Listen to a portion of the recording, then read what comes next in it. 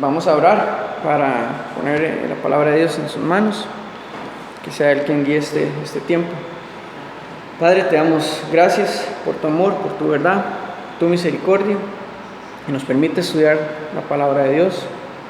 Ponemos este tiempo en tus manos, por favor. Quita toda distracción de nuestros corazones, todo precepto, Señor, toda predisposición de nuestros corazones, de nuestra mente, a la hora de estudiar tu palabra. Ayúdanos y quítala, Señor, de nuestros corazones, para poder ver con claridad lo que tú estás transmitiendo, Señor, a nuestras vidas. Te lo pedimos, Señor, en el nombre de Jesús. Amén. Bueno, anteriormente, cuando hemos tenido la oportunidad de enseñar, habíamos estado estudiando Primera de Juan. Entonces, ya habíamos terminado Primera de Juan y no quería como saltar a otro libro, sino más bien seguir con las otras dos epístolas y poder concluir en sí con esta sección de Cartas de Juan. Entonces, hoy vamos a iniciar con Segunda de Juan. Y bueno, al igual que Primera de Juan, Segunda de Juan fue escrito por este mismo apóstol, probablemente en los alrededores de Éfeso. Esto a finales del siglo I, en la zona que hoy conocemos como Turquía, donde él estaba ministrando a las iglesias como las que se mencionan en Apocalipsis, capítulo 2 y capítulo 3. El contexto histórico de esta carta y de estas epístolas se basa en una situación en donde la iglesia primitiva estaba en conflicto y estaba siendo dañada por falsos maestros que venían con doctrinas que desacreditaban la deidad de Jesús y por lo tanto desacreditaban su sacrificio y lo que representa su sacrificio para cada uno de los creyentes. En este tiempo era normal, en la expansión de la iglesia, que habían hombres que estaban viajando de un lugar a otro de entre las iglesias que habían sido fundadas. Estos hombres venían ejercitando el don de enseñanza de la palabra de Dios, el don de profecía, y por eso viajaban entre las iglesias para edificar la iglesia, edificar el cuerpo de Cristo.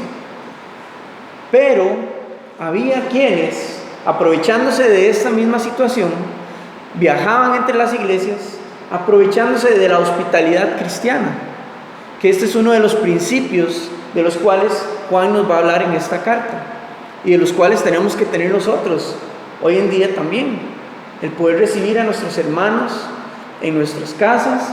Obviamente no es una orden o no es entrar en legalismo ni nada de esto. Es una sugerencia que la palabra de Dios nos hace, es una invitación a demostrar también nuestro amor hacia nuestros hermanos.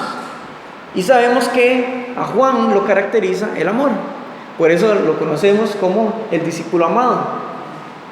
Entonces el amor lo caracteriza a él, y parte de esto es la hospitalidad que podemos brindarle a nuestros hermanos. Entonces estas personas, estos falsos maestros, venían viajando de entre cada una de las iglesias, aprovechándose de la hospitalidad que les iba a ser brindada, y venían a desestabilizar a la iglesia, la fe del creyente, trayendo doctrinas que hablaban en contra de lo que las escrituras o los evangelios nos hablan, en contra de lo que los apóstoles habían fundamentado en cada una de las iglesias.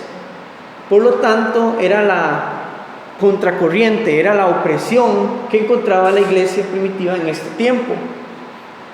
Y creo que actualmente se vive también de una manera distinta, ya no tan solapada como antes, sino que ahora más evidente.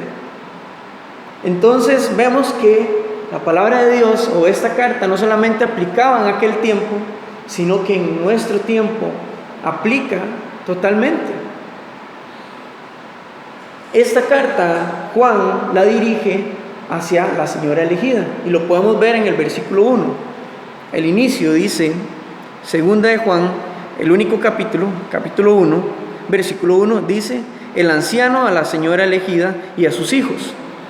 No tenemos un fundamento que nos diga que esta carta era directamente a una señora, a una persona, a un individuo, o metafóricamente estaba haciendo mención a la iglesia, porque la iglesia ya para ese tiempo se le estaba llamando la esposa o la novia de Cristo. Por lo tanto, no sabemos si es un código, que hay mensaje detrás de esta mención a la señora y a sus hijos, diciendo a la iglesia y sus miembros, o a un individuo. Pero lo que sí sabemos es que el enfoque de esta carta son los principios básicos del cristianismo. El vivir con el conocimiento de quién es Dios, de quién es Cristo, y de acuerdo a esto, vivir en su verdad y amar en su verdad. Y este amor no solamente se extiende a Dios, sino que también a nuestros hermanos.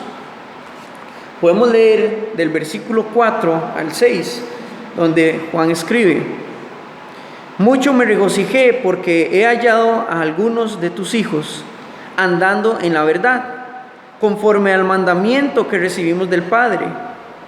Ahora te ruego, Señora, no como escribiéndote un nuevo mandamiento, sino el que hemos tenido desde el principio, que nos amemos unos a otros.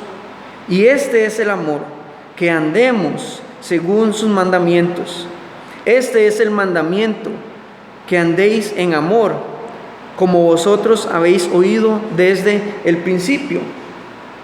Entonces, vemos muy claro el enfoque que va teniendo esta carta: la verdad y el amor.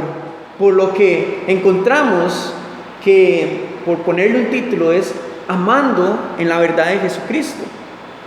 Y a raíz de este amor es que Juan toca un punto clave en esta carta, y es lo que les decía, el principio cristiano de la hospitalidad. Y en el versículo 10 y 11 podemos verlo rápidamente. Dice: si alguno viene a vosotros y no trae esta doctrina, la doctrina de Cristo, no lo recibáis en casa, ni le digáis bienvenido, porque el que le dice bienvenido participa en sus malas obras. Esta es la parte en donde Juan enfoca el problema que estaba sucediendo para estas personas, para esta iglesia o para esta casa. Estaban recibiendo a personas que venían a destruir el evangelio, aprovechándose de la hospitalidad del cristianismo. Y lastimosamente esto es algo que ha destruido el testimonio, y por lo tanto ahora si nos dicen que viene alguien de afuera, que si lo podemos recibir en casa, si no es porque es sumamente de confianza de nuestro pastor, no lo recibiríamos, o a no ser de que nosotros conozcamos.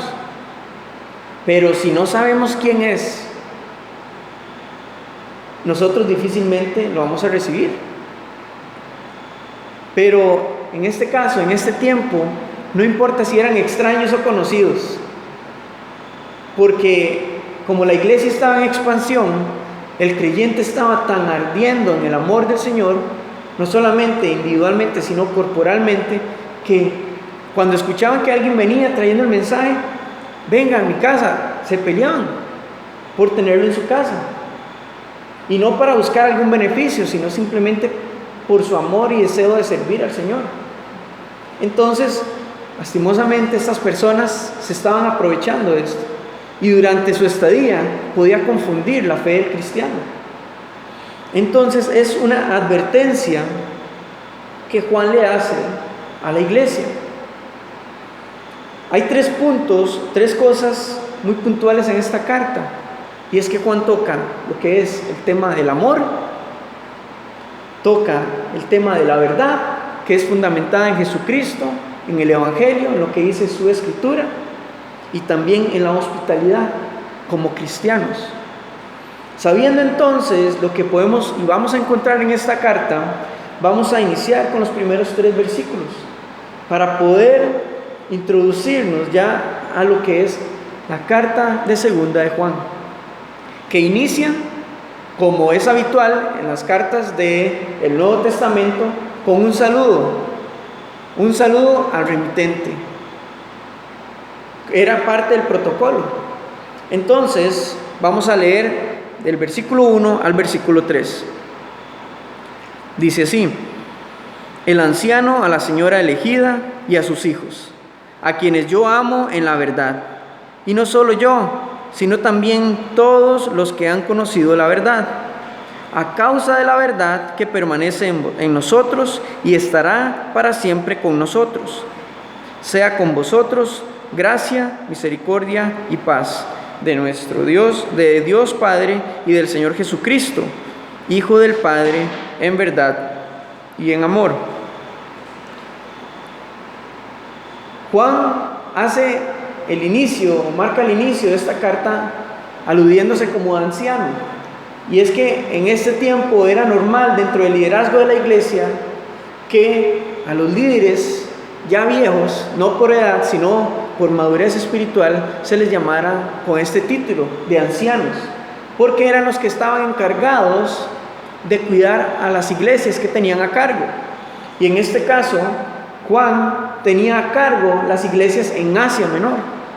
Por lo tanto, tenía toda la autoridad para llevar este título. Y no solamente esto, sino también que recordemos que Juan, para esta época, era el último testigo ocular de la vida de Jesucristo. Por lo tanto, había recibido de primera mano las enseñanzas de nuestro Señor. Él dirige su carta a la señora elegida. Nuevamente, no sabemos concretamente si es a una persona o metafóricamente a una iglesia. Lo que sí sabemos y podemos afirmar es que en estos versículos la palabra verdad se repite 5 veces en los primeros 4 versículos. Por lo que hay algo que quiere decirnos. Cuando vemos que una palabra se repite constantemente en la palabra de Dios, pongámosle más atención porque hay algo, un mensaje detrás de esto. No escondido, pero sí que hay que escudriñarlo para poder comprender cuál era el corazón del escritor. La verdad se refiere a los fundamentos básicos de la fe que Juan ya había mencionado en Primera de Juan. Entonces, en su propio tiempo, le invito a que pueda leer los 5 capítulos de Primera de Juan. Es bien corto y en cuestión de media hora a lo mucho, usted ya va a tenerlo leído. Pero ahí toca temas como la creencia correcta en Cristo. Cómo creer y cuál es el fundamento para creer en Jesucristo. ¿Cuáles son las evidencias para creer de que Jesucristo es el verdadero Hijo de Dios, el Salvador, que siendo completamente Dios, vino a habitar como completamente hombre en esta tierra, sacrificar su vida por el pecador y luego resucitar al tercer día para ser elevado al cielo? En Primera de Juan nos habla acerca de estos fundamentos. También toca el tema de la obediencia a su mandamiento y del amor ágape, que de nuevo es lo que caracteriza a Juan en sus cartas y en su evangelio. Entonces, cuando vemos la palabra verdad en esta carta, se refiere a esos fundamentos que Juan ya había hablado en Primera de Juan, porque era algo que él lo caracterizaba. Él llegaba y lo que predicaba era: ámense unos a otros como el Señor nos ha amado. Ame a Dios con todo su corazón, con toda su fuerza, con toda su alma. Y ame a su prójimo como usted mismo. Porque ese es el tema central de la palabra de Dios. Su amor por el hombre, por cada uno de nosotros. Entonces la palabra verdad se enfoca a esto. Y dice que, seguimos leyendo, a quienes yo amo en la verdad, y no solamente yo, sino también todos los que han conocido la verdad. Si conocemos y amamos la verdad, amaremos también a aquellos quienes han conocido y aman la verdad. Es más sencillo, porque hay un factor común que los une, y es la fe, es el conocimiento de la palabra de Dios, y lo que nos ayuda a instruirnos, a corregirnos, a levantarnos, a acompañarnos en nuestro caminar cristiano.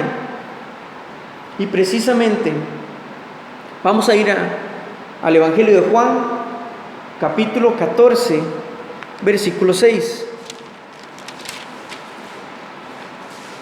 Juan 14, 6. Juan capítulo 14, versículo 6. Jesús hablándole a sus discípulos, diciéndoles: yo soy el camino, la verdad y la vida. Nadie viene al Padre sino por mí. Jesús les está dando el significado de la verdad. ¿Quién es la verdad? Jesús. Por lo tanto, el mensaje que está detrás de esto es que si conocemos y amamos a Jesús con entendimiento, conscientes de quién es Él, lo que ha hecho por nosotros, amaremos a aquellos que también conocen y aman a Jesús. Y a causa de esto, a causa de Jesús, es que nosotros podemos amar a nuestros hermanos. Y en el versículo 2 de segunda de Juan, él sigue diciendo: a causa de la verdad que permanece en nosotros y estará para siempre con nosotros. Eso nos está hablando de amar en la unidad de la verdad. Yo los amo, les está diciendo. Yo los amo a causa de la verdad que permanece en nosotros y estará siempre con nosotros. Recordamos la promesa que Jesús le hizo a sus discípulos en Mateo capítulo 28, versículo 20, cuando Él los envía a la gran comisión, diciéndoles que he aquí voy a estar con ustedes todos los días hasta el fin del mundo. Esto nos respalda de que la verdad siempre va a estar con nosotros y en nosotros, porque es Jesús. Aquí Él está fundamentando su amor, la causa de su amor, y es que el resultado de conocer a Jesucristo verdaderamente es amar a nuestros hermanos. Si conocemos a nuestro Señor, vamos a amar implicativamente, pero si no, entonces no sabremos el por qué. El por qué tenemos que amar a la persona que nos ha hecho daño, que nos ha traicionado, aquel que nos ha hecho daño en nuestra familia, sea cristiano o no cristiano. Si no conocemos verdaderamente a nuestro Señor, no sabemos, no tenemos el fundamento de la verdad, no tenemos el fundamento del amor. Para interiorizar esto en nosotros, debemos primero comprender que Él nos ha salvado. ¿Y de qué nos ha salvado? Y el propósito para el cual Él nos ha salvado. ¿El por qué? Es porque Él nos quiere librar de la muerte eterna. Y el propósito es que a través de su muerte nosotros podamos llegar eternamente a habitar con el Padre. Esa es nuestra meta. Ese es nuestro fin. O el comienzo o el fin de un nuevo comienzo. Poder habitar eternamente con nuestro Padre. Cuando entonces nosotros podemos comprender esto, conforme a lo que dice la palabra de Dios, luego podemos experimentar o vivir su palabra en nuestra vida y poder ver la fidelidad y la misericordia de Dios a través de su palabra, a través de la historia. Y cuando hacemos memoria de estas cosas, va a crecer en nosotros una admiración por nuestro Padre, por nuestro Señor. Vamos a contemplar su fidelidad, que va a ir sobre cualquier situación y circunstancia en la que estemos. E implicativamente nos va a empujar, nos va a abrazar de tal manera que va a provocar que en nosotros rebose su amor, su verdad, en nuestra manera de vivir. Porque ya hay algo que está en nuestro interior. No es una convicción individual, sino que ahora es algo más profundo, que nos permite vivir conforme a su palabra, amando a nuestro Padre, amando a nuestros hermanos. Entonces podemos ver de cuál verdad nos habla Juan, que esta verdad está en nosotros y que estará en nosotros siempre, porque nuestro Señor no cambia y Él es fiel a su palabra. Él va a estar siempre en nosotros y con nosotros. La verdad que hoy nos une es la fe cristiana, y esto nos lleva a compartir con otros, porque de nuevo, nuestra fe no debe ser una convicción individual, sino una convicción corporal, que no solamente se quede en usted, sino que esto sea algo que se extienda a nuestros hermanos, para poder adorar, exaltar y alabar juntos a nuestro Señor, para que en medio de las situaciones podamos sufrir juntos con nuestro hermano, incluso con aquel que no le conoce, porque era algo que la iglesia primitiva tenía, que eran conocidos por el pueblo y que tenían gracia y favor ante el pueblo por causa del amor unos con otros. El enfoque que vemos en estos versículos es la unión como cuerpo de Cristo, a través de la verdad que es Jesús. Entonces Dios, en su palabra, en su evangelio, Él no cambia, Él no va a cambiar, Él es constante y mantiene una misma línea de amor, de misericordia, de favor con nosotros. Mucha gente piensa que la verdad cambia de siglo en siglo, o que cambia conforme la historia de generación en generación, o que incluso la Biblia, las escrituras son anticuadas y necesitan ser adaptadas, necesitan ser actualizadas. Pero conforme vamos leyendo y estudiando, nos damos cuenta que lo mismo que vivían nuestros hermanos en un principio, en un inicio, lo estamos viviendo en nuestra actualidad, porque la verdad de la palabra de Dios no cambia, es una verdad infinita y total, y es conocida, puede ser conocida para nosotros a través de la palabra de Dios. Vamos a ir a Colosenses capítulo 3, Colosenses capítulo 3, versículo 16. Colosenses capítulo 3, versículo 16, dice así: la palabra de Cristo more en abundancia en vosotros, enseñándoos y exhortándoos unos a otros en toda sabiduría, cantando con gracia en vuestros corazones al Señor con salmos e himnos y cánticos espirituales. Acá somos animados a que la palabra de Cristo abunde o viva en cada área de nuestras vidas.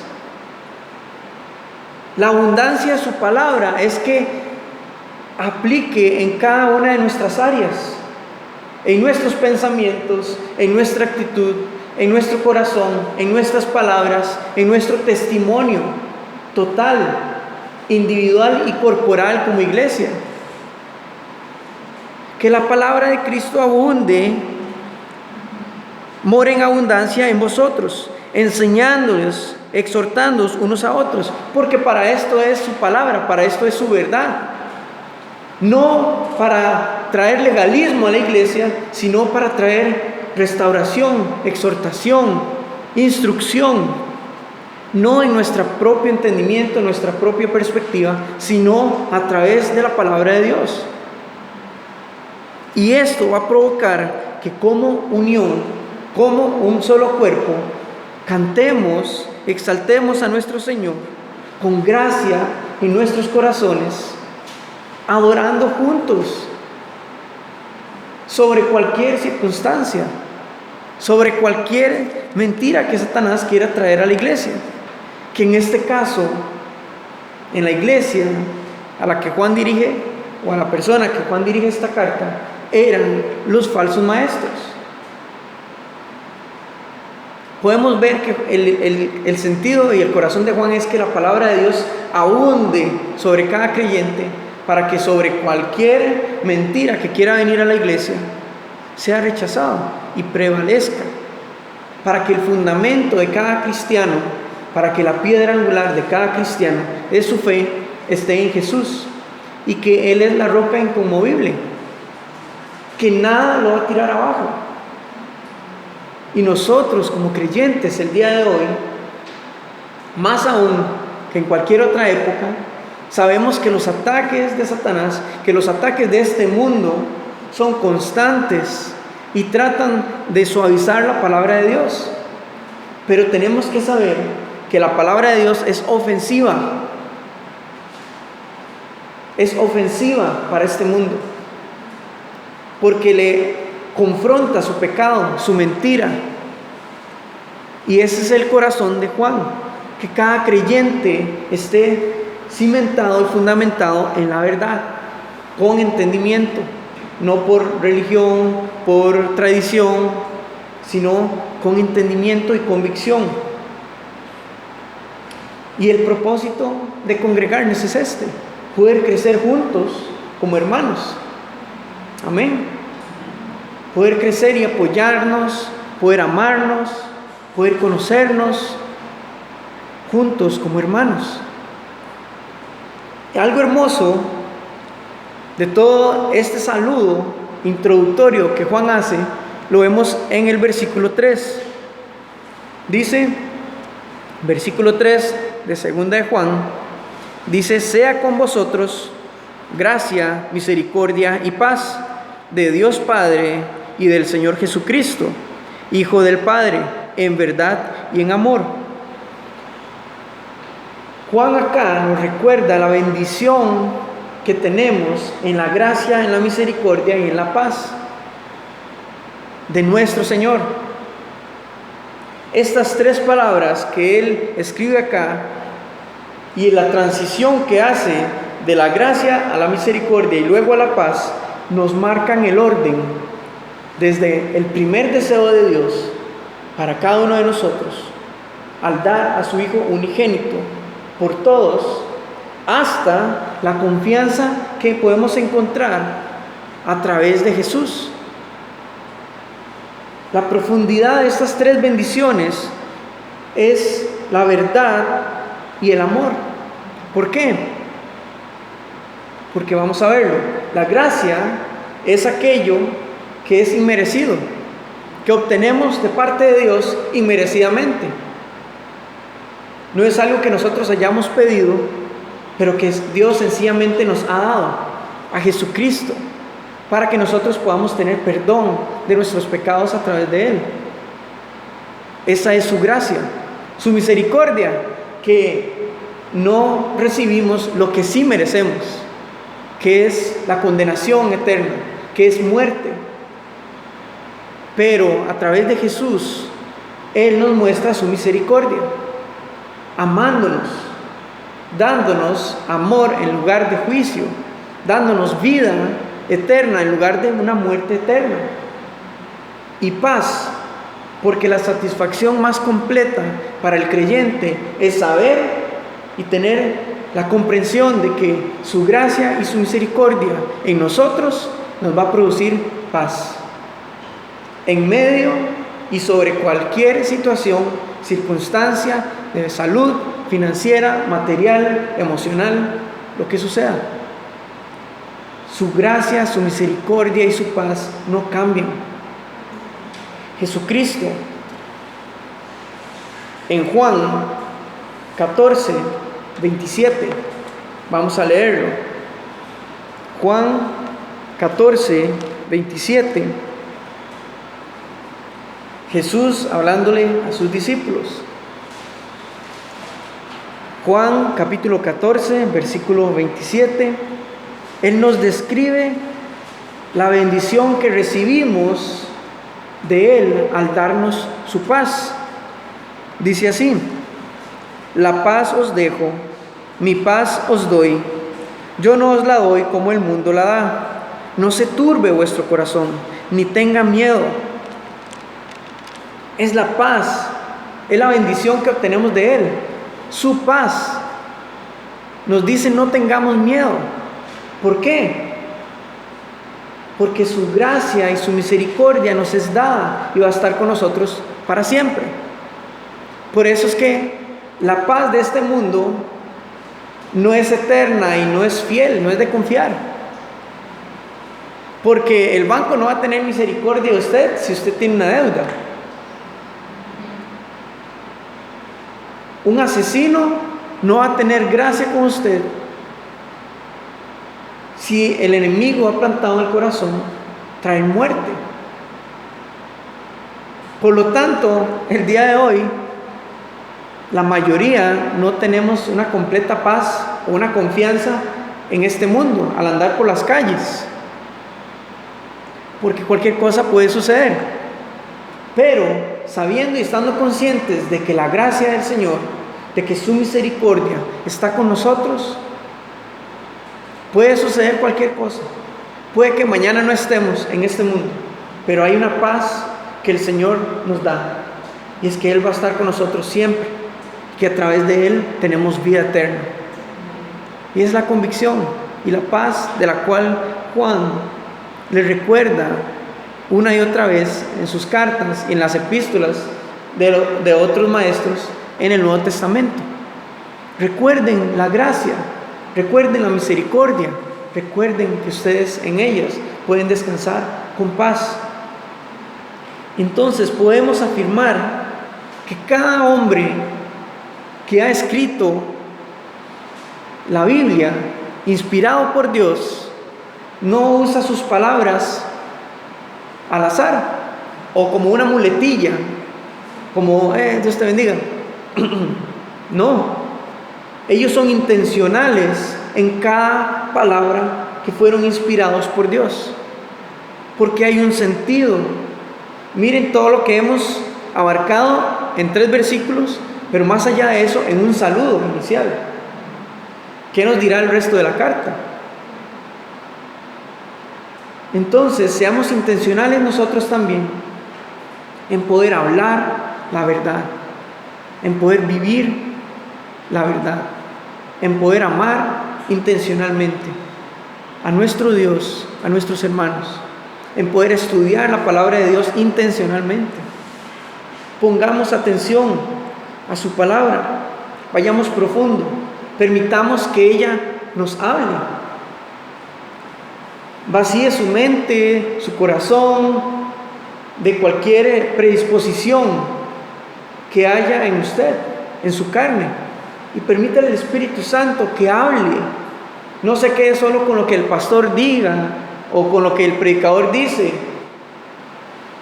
Es una invitación a ir profundo con el Señor y que en su intimidad su Espíritu Santo nos guíe a toda verdad, a lo que la palabra de Dios verdaderamente nos está hablando, y no nada más pasar por encima de los versículos como es un saludo y ya, sino qué hay detrás de esto, por qué, para qué, qué dice el contexto, qué es lo que el Señor quiere hablar a mi vida para que yo pueda ponerlo en práctica.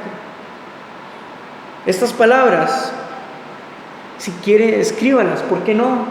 En algún lugar visible. Gracia, misericordia y paz. Para que cada vez que la veamos, ahí se resume todo.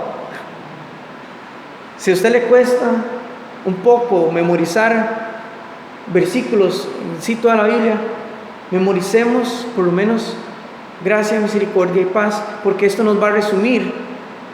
Y no digo que no vaya a la palabra de Dios, vaya a ella, pero esto nos va a ayudar a resumir en cualquier momento, en donde estemos, que la gracia del Señor está con nosotros, que su misericordia cada mañana está con nosotros, que a causa de eso tenemos paz en nuestra vida.